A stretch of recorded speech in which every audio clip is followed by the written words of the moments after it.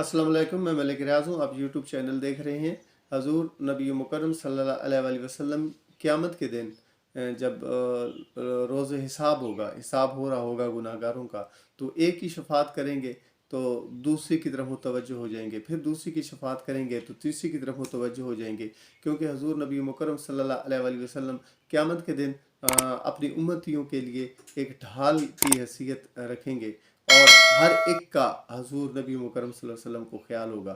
तो जब आप दूसरी की शफात के लिए चलेंगे तो हज़रत आदम अलैहिस्सलाम आपसे मुखातब होंगे और फरमाएंगे, या रसूलल्लाह सल्लल्लाहु अलैहि वसल्लम मेरी अर्ज़ सुनिए। तो हजूर नबी मुकरम सल्लल्लाहु अलैहि वसल्लम अपने वद्दुहा वाला चेहरा आपकी तरफ मोड़ेंगे, आपकी तरफ मुतवज्जो होंगे। तो आप फरमाएंगे, या रसूलल्लाह सल्लल्लाहु अलैहि वसल्लम वो देखिए, एक शख्स को आपका उम्मती है, उसको फरिश्ते जो है वो पकड़ के जहन्नम में लेके जा रहे हैं। तो हज़ूर नबी मुकरम सल्लल्लाहु अलैहि वसल्लम फ़ौरन फरिश्तों के पास पहुँचेंगे और उनसे कहेंगे कि ये आप इसको कहाँ लेके जा रहे हैं। तो वो अर्ज़ करेंगे कि या रसूलल्लाह सल्लल्लाहु अलैहि वसल्लम हम इसको जहन्नम के अंदर लेके जा रहे हैं। तो हज़ूर नबी मुकरम सल्लल्लाहु अलैहि वसल्लम को वो ये भी फरमाएंगे, या रसूलल्लाह सल्लल्लाहु अलैहि वसल्लम हमने इसका नामा अमाल तोला है, उसके अंदर जो है ना वो नेकियों का वज़न कम है और बदकारियों का वज़न ज़्यादा है। और ये तो फिर आपको पता है, जब बदकारियों का वज़न ज़्यादा होगा तो आपको जहन्नम में के अंदर लेके जाना पड़ेगा, लिहाजा हम इसको जहन्नम के अंदर लेके जा रहे हैं। तो हजूर फरमाएंगे कि आप इसका नामा अमाल मेरे सामने तोलो। अब काबिल गौर बात यह है कि फ़रिश्ते इंतहाई ईमानदार और अल्लाह पाक के ताबेदार मखलूक हैं, वो कभी कोई गलती नहीं करते, लेकिन उनको ये भी पता है कि ये जो सामने शख्सियत खड़ी है ये महबूब खुदा हैं।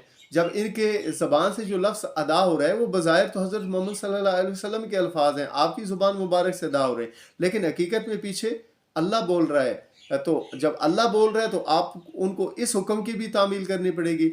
लिहाजा वो जो है ना उस शख्स के नामा अमाल को दोबारा से तोलेंगे। जब उस शख्स के नामा अमाल को दोबारा से तोलेंगे तो वो रिज़ल्ट वही होगा जो पहले था कि जो है ना वो नेकियां कम होंगी और बदकारियां ज़्यादा होंगी।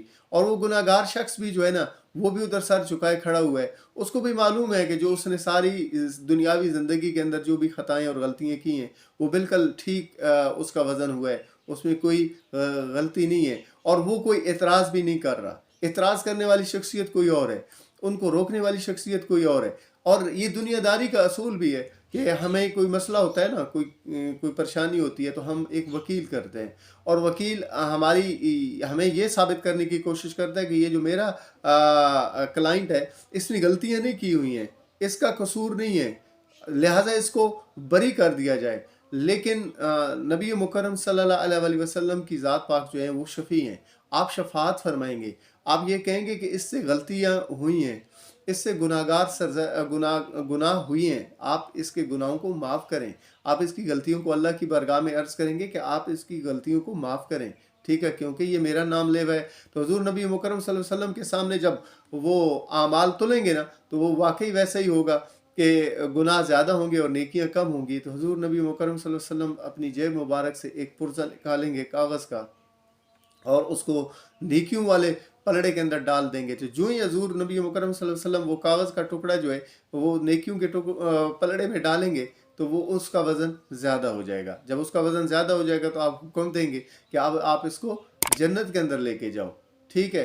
तो जब उसको फरिश्ते आपके हुक्म की तामील करते हुए उसको जन्नत के अंदर ले जाने लगेंगे तो वो जो गुनहगार है ना, अब वो बोलेगा, फरिश्ते नहीं बोले, फरिश्तों ने जैसे हजूर ने हुक्म दिया वैसे उन्होंने कर दिया। अब वो गुनहगार हजूर नबी मुकरम सल्लल्लाहु अलैहि वसल्लम की बारगाह में अर्ज़ करेगा कि या रसूलल्लाह सल्लल्लाहु अलैहि वसल्लम मेरी सारी दुनिया की ज़िंदगी जो थी वो बदकारियों में गुजरी है, मैंने आपकी शरीयत की ताबेदारी नहीं फरमाई, तो आज इतनी बड़ी मेहरबानी मेरे ऊपर कैसे कर दी आपने।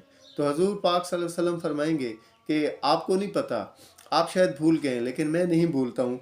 एक दफ़ा एक महफ़िल में आप बैठे हुए थे, उस महफ़िल में मेरा नाम लिया गया था और आपने मेरे नाम पे मेरी ज़ात पाक पे दरूद पाक का नजराना पेश किया था।